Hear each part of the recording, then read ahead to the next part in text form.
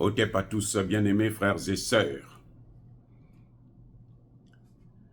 Je vous ai dit que l'Union européenne s'implique dans les affaires de la Géorgie. Les élections qui ont eu lieu la semaine dernière en Géorgie, qui ont été gagnées par un pro-russe. Les Européens disent que ce n'est pas normal.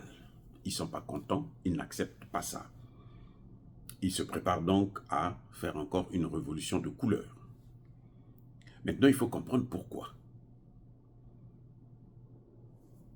Je vous dis ça parce que quand vous comprenez ce qui se passe, c'est là que vous allez comprendre pourquoi nous, en Afrique, nous sommes persécutés. Alors, entre la Géorgie et l'Union européenne, il y a des échanges commerciaux qui sont déficitaires pour la Géorgie. Mais alors, extrêmement déficitaires.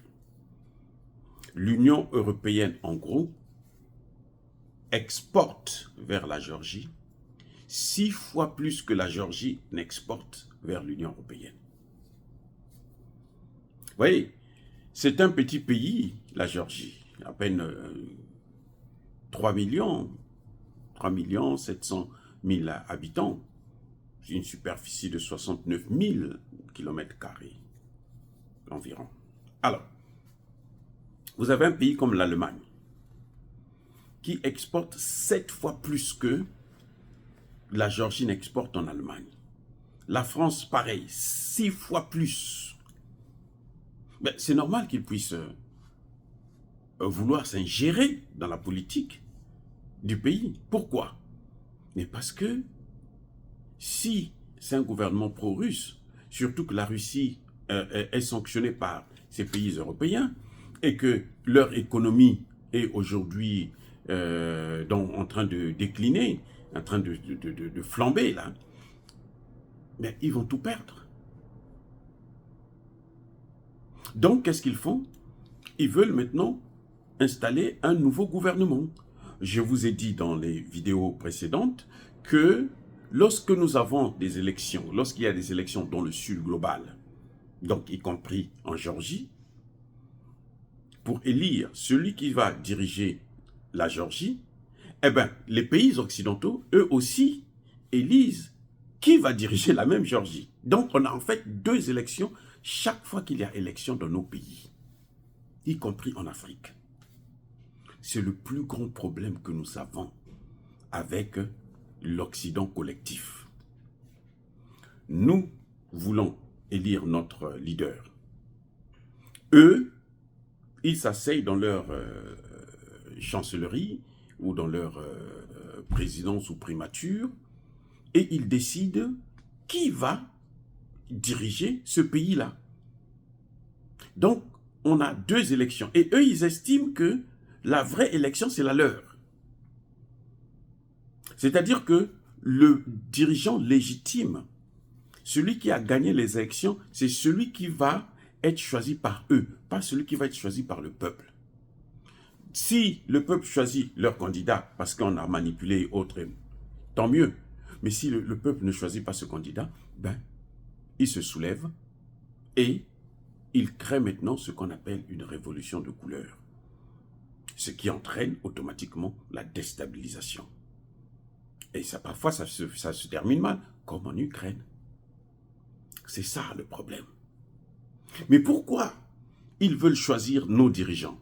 C'est pour être toujours dominer nos économies. Comme ils sont en train de faire aujourd'hui en Géorgie. Vous savez, on a fait rentrer l'Union européenne, ces pays-là comme la Géorgie, l'Ukraine, ils ont signé des accords de libre-échange. Ils ont libéralisé leur marché, leur économie. Pour que ces pays-là puissent rentrer. C'est pour ça que vous voyez que l'Union africaine a créé un espace de libre-échange alors qu'ils n'ont pas d'industrie. Ils ne fabriquent rien. Donc ils vont faire quoi? Consommer. Consommer quoi? Consommer les produits des Occidentaux. D'où il faut contrôler l'Union africaine, il faut contrôler la CEDEAO, il faut contrôler la CEMAC. Et quand il y a 3 pays qui sortent de la CEDEAO, il dit, mais ils sont en train de nous échapper. Et ces 3 pays-là, comme par hasard, ils sont en train de prendre une direction que finalement les autres vont finir par suivre cette direction. Nous avons entendu Laurent Gbagbo, le président ivoirien, dire que nous allons soutenir l'AES. Donc on va sortir, s'il le faut, de la CEDEAO. Puisqu'il a dit, la CEDEAO, elle est morte, elle ne sert à rien.